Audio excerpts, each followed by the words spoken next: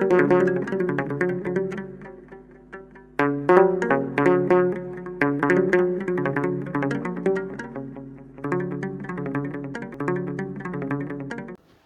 አብ ወወልድ ወመንፈስ ቅዱስ አሐዱ አምላክ አሜን።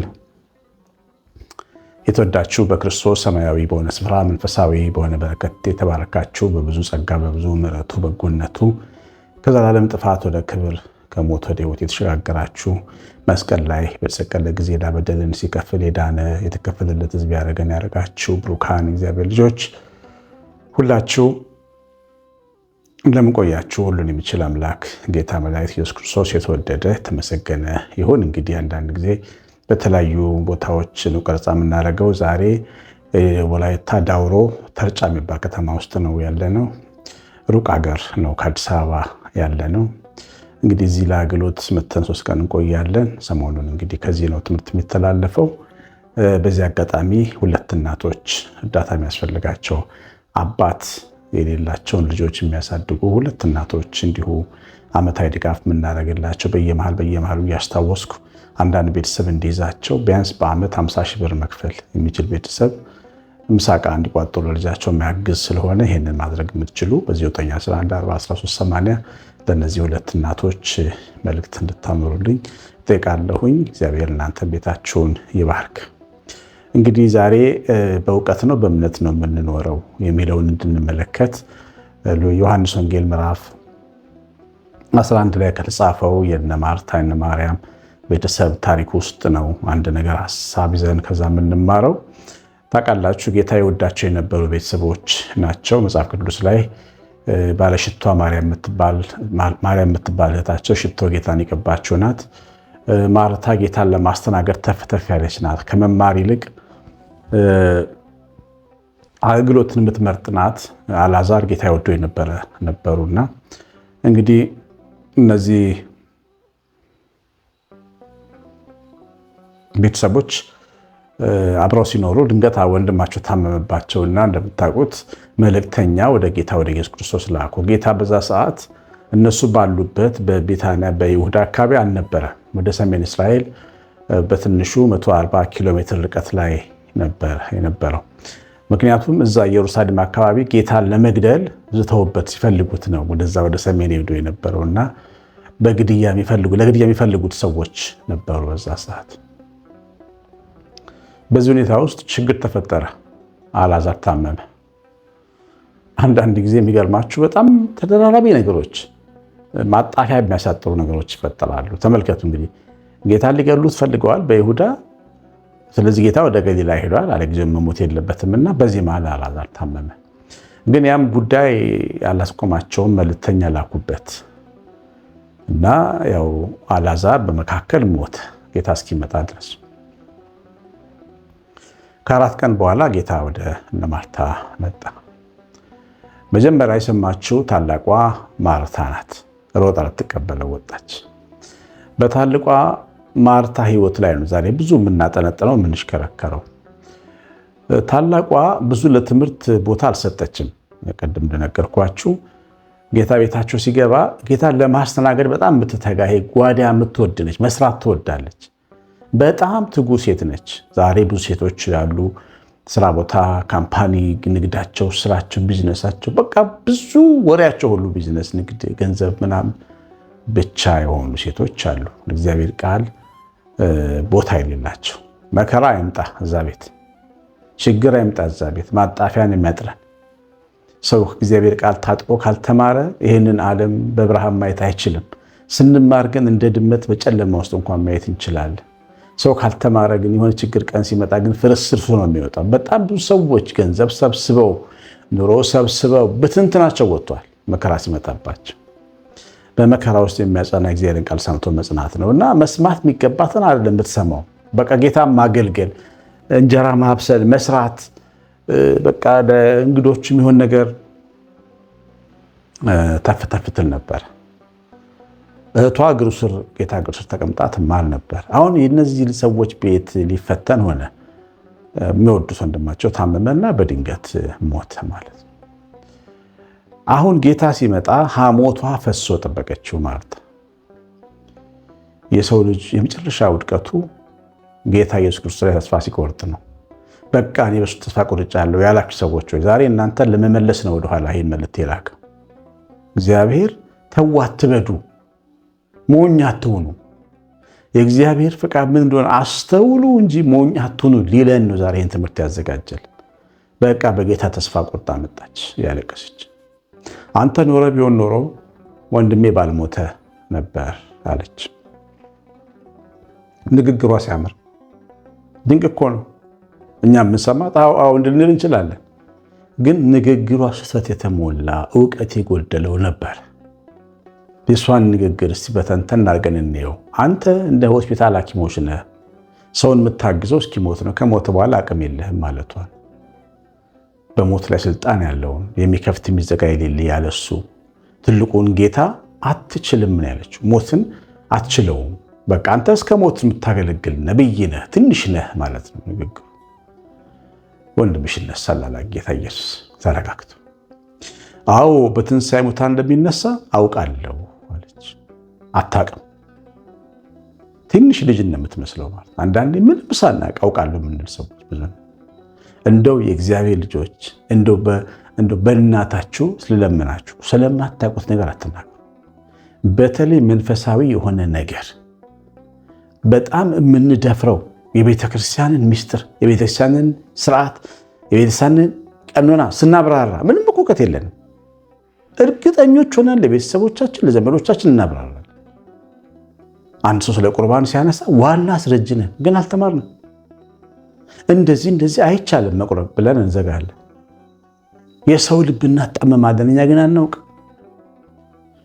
ንስሐ እንደዚህ አታነሳ እንደዚህ ንስሐ የለውም የኃጢአት እንላለን። ሰው ተስፋ ሊቆርጥ መንፈሳዊ በሆነ ጉዳይ ላይ ገዳም ስለሄድን በቃን ማለት አይደለም፣ ተማርን ማለት አይደለም። መማር ሌላ፣ ቤተክርስቲያን ሄዶ መጸለይ ሌላ። እማናቀውን ዝም እንበል እባክህ፣ ኃጢአት እንዳይሆንብን። የኛ ኦርቶዶክሳዊ ሕዝብ ለምን መስላችሁ ስጋው ደግሞ የማይቀበለው? በካህናቱና በሕዝቡ መካከል ባልቴቶች ስለገቡ ነው። በየሰፈሩ ስለ ቁርባን የማይፈላሰፉ እናቶች የሉ። እንዲህ አይባልም እንዲህ አይቻልም ስለሚሉ ሰው ከቁርባን ርቆ ተቀመጠ። አውቃለሁ ባይነት ምንም ነገር ሳያውቁ በእውነት እናንተ ቤት እንዳይኖር አደራችሁ። ምንም አውቃለሁ የምንለው ነገር የለንም። ገናኛ ብዙ ነገር አልተማንም። 30 ሺህ መጽሐፍት አሏት የእናንተና የኔ ቤተክርስቲያን። 30 ሺህ መጽሐፍት የትኛውን አንበባቸዋል? የቱን ተምራቸዋል? ምንድነው የምናውቀው? ስለዚህ ዝም ማለት ነው ያለብን። ለሚያውቁ መተው አለን። የእግዚአብሔር ልጅ ማርታ አልተማረችም። አለመማሯ የሚያሳየው አውቃለሁ አለች። ጌታ ፊት ቆማ ማለት አውቃለሁ፣ ወደፊት በትንሣኤ ሙታን እንደምታስነሳው አውቃለሁ። አታውቅም፣ በፍጹም ጌታን አታውቀውም፣ ግን አውቃለሁ። እና አውቃለሁ ባይ ሰዎች ሳያውቁ ግን በጣም ኮንፊደንስ አላቸው፣ እንደሚያውቁ ነው የሚያስቡት። ሲናገሩ፣ ሲያስረዱ፣ ሲከራከሩ ግን ምንም አያውቁ። እንዲሁ ማያርፉ ናቸው። ማያውቁ ሰዎች ደግሞ አስቸጋሪዎች ናቸው። እግዚአብሔርን ቃል እናውቃለን የምንለው ነገር ትዝ ይበላችሁ እስቲ ውስጣችሁ። ይሄ አውቀዋለሁ፣ እሱንም እናውቀዋለን፣ እሱን እናውቀዋለን የሚሉ አሉ። አንዳንዴ ተሳስተው ጥቅስ ለመጥቀስና ለመምከር ስትሞክሩ ሰንበት ተማሪዎች ሆነው ከነበረ ድሮ አውቀዋለሁ፣ ይህን ቃል አውቀዋለሁ ይላቸዋል። አታስተምረኝ ማለት ነው። እግዚአብሔር አይናገረኝ፣ እኔ አውቃለሁ ማለት ነው። ከዚህ በላይ ሞኝነት ምን አለ? መደንዘዝ ምን አለ? ከዚህ በላይ መጎሳቆል ምን አለ? በቁም መሞት ምን አለ? እግዚአብሔር ሲናገር አውቃለሁ ብሎ መዝጋት። ትምህርትም እንዲህ ነው። ማንም አይንም ከፍተዋለ ትንሽ ሰማን ይሄንም ቃል አውቀዋለሁ እንዘጋዋለን። ብሊል እንደፈለገ እኮ አናስብም፣ አንገምትም። አውቀዋለሁ የሚል በሽታ ካለብን መቼም አንታነጽም።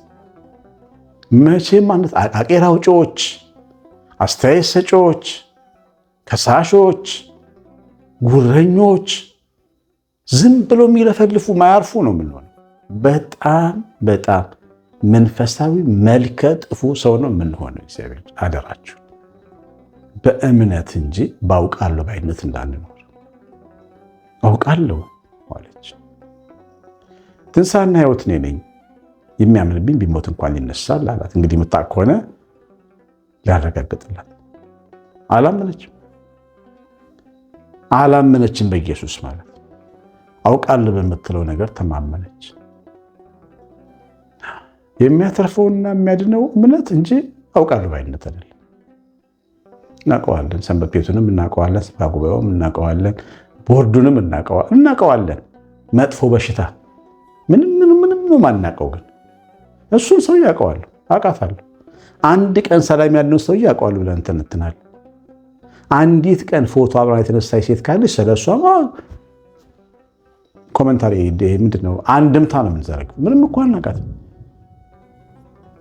አላውቅም ማለት ትልቅ ጥበብ፣ የተሻለ ለማወቅ የተሻለ ለመረዳት ያግዛል። የእግዚአብሔር መንፈስ እንዲናገረን ያግዛል። በዚህ አይነት መንፈስ እንዳትመላለሱ እግዚአብሔር ልጅ። በተለይ በእግዚአብሔር ቤት ኖራችሁ የምታውቁ፣ በሰንበት ቤት ውስጥ አድርጋችሁ የምታውቁ፣ ሰበካ ጉባኤ ወይ ቦርድ ወይም እንደዚህ መንፈሳዊ ቦታ ተመርጣችሁ የምታውቁ፣ ማህበራት አካባቢ ሰታችሁ የምታውቁ ተጠንቀቁ። አውቃለሁ ባይነት ከጌታ ጋር እንዳያጣላ ማለት ነው። ጌታ በሉ ወደ መቃብሩ ይታል መቃብሩ አሳዩኝ አላቸው። ከዛ ሄዱ። ወደ መቃብሩ ጠጋ ሲል አሁንም አውቃለሁ ባዩ ተነሳ። ይሸታል 4 ቀን ሆኖታል አለች። ቅድም እንዳልኳችሁ አውቃለሁ ባዮች አያርፉ አይቀመጡም። ዝም ብለው ነው የሚለፈልፉት። ያ ሁሉ ህዝብ እየሰማ ይሸታል። የጌታን ክብር የማይመጡ ነገሮች ትናገራለች። አልተማረችም፣ ግን አውቃለሁ ትላለች። ዞር አለና ጌታ ኢየሱስ ክርስቶስ ብታምኚ የእግዚአብሔርን ክብር እንድታይ አልነገርኩሽም? አላት። ተግሳጽ ነው። ዝም አለች። ይህን እንኳን ቃል ተማረች። መጨረሻ ላይ ብታምኚ ከሆነ ክብሩን ታያለሽ፣ አውቃለሁ የምትይ ከሆነ ምንም አታይም ማለት ነው። ዝም በይ ነው። የእግዚአብሔር ልጆች አምነን የምንኖር ከሆነ ክብሩን በቤታችን፣ በኑሯችን፣ በትዳራችን፣ በልጆቻችን፣ በስራችን ያሳየናል። አምነን የምንኖር ከሆነ በሄድንበት መንገድ፣ በወጣንበት ጉዳይ ሁሉ ክብሩ ይከተላል። አውቃለሁ ስንል ግን ህይወታችን ይመሰቃቀላል። አውቃለሁ አይባልም። ስንጸልይ ራሱ በእግዚአብሔር ፊት ይሄን እንደምታደርግ አውቃለሁ አይባልም። አናቅም። ምንም ነው ማናቀው። ስለራሳችን እንኳን አናቅም። የሰውነታችንን ውስጣዊ ክፍሎች እንኳን አይደለም ጀርባችንን ዞር ብለን አይተነው አናቅም። ምንም ነው ማናቀው። አውቃለሁ እያልን ሁሉም በሚያውቀው አምላክ ፊት መናገር ያሳፍራል። አይደለም እግዚአብሔር ፊት፣ ሰው ፊት እንኳን አውቃለሁ አይባልም። ለመናገር የዘገየ ለመስማት የሚቸኩል የፈጠነ ሰው ነው መሆን የሚገባ እግዚአብሔር ልጅ እና ይሄ አንዳንዴ ለእግዚአብሔር ስንቀርብ ከሚፈታተነን ፈተና አንዱ በእምነት ሳይሆን በእውቀት መመላለስን መውደድ። ይህ አንደኛው የአውቃነት አይነት ችግር። ሌላው ብዙ ጊዜ እውቀትን የሚወዱ ደግሞ ሰዎች አሉ። መንፈሳዊ ሕይወት ላይ ግድ የላቸው። ለመንፈሳዊ ሕይወት ማንበብ፣ መስማት፣ አዲስ ነገር እንደዚህ እንደ አሪዮስፋጎስ ፈላስፎች አዲስ ነገር እየሰሙ መኖር የሚፈልጉ መንፈሳዊ ሰዎች አሉ። በቃ አስተምረን አስተምረን ሉቃስን ጨምረን ማርቆስን ጨምረን እውቀት አውቀዋለሁ ተምሬያለሁ ለማለት ነፍሳዊ ክርስቲያኖች ይባላሉ። እነዚህ መንፈሳዊነት የሌላቸው ህይወታቸው ለእግዚአብሔር ያልተጠጋች ባዶ እውቀት ብቻ አውቃለሁ ባይነት እነሱ ጋር ሙሉ ነው። ስንማርም እግዚአብሔርን ከመፍራት ጋር፣ ከመንፈሳዊነት ጋር፣ ከመንቀጥቀጥ ጋር፣ እኔ ማን ነኝ ከማለት ጋር፣ ራስን ባዶ ከማድረግ ጋር እኛ ማንን ተመልከቱ። ጌታችንን እናት እመቤታችንን በእሷ የተደረገው ታላቅ ነገር እኮ ነው። ነግራናለች በጸሎቷ በእኔ ታላቅ ስራ አድርጓል። ታላቅ ስራ ተደርጎ በእሷ መቼ አውቃለሁ አለች። መቼ መታየት ፈለገች? እግዚአብሔርን ተመልከቱት። ሰማይና ምድር የፈጠረ የጥበብ መዝገብ ራሱን በማይታይ ብርሃን ውስጥ ማንም በማይቀረው ብርሃን ውስጥ ሰውሮ ነው ያለው። መቼ ልታይ አለ? መቼ አውቃለሁ አለ አላለም። ዝም ብሎ ነው ያለው። በስጋም ሲገለጥ በትሕትና ተገለጠ። እኛ ማንን? ስለዚህ ህይወትን ባውቃለሁ ባይነት ሳይሆን በእምነት መልመድ እንደሚገባን ዛሬ ይህ ትምህርት ታስተምሮናል። የሰማነውን በልቦናችን ጻፍ። እግዚአብሔር ቸርነት፣ እመቤታችን ረድኤት በረከት፣ የምሕረት ጥበቃ አብሮን ይሁን። ትንሽ ሞቅ የሚል ቦታ ነው፣ ሀገሩ ሞቅ ያለ ከተማ ነው። ማሳሰቢያውን አትርሱ። 2 እናቶች የምናግዘው 9114381 ቤተሰብ አንዷን መያዝ ቢችል በጣም ጥሩ ነው። ቀሲስ አሸናፊ ገብረማርያም ነኝ። ሰላም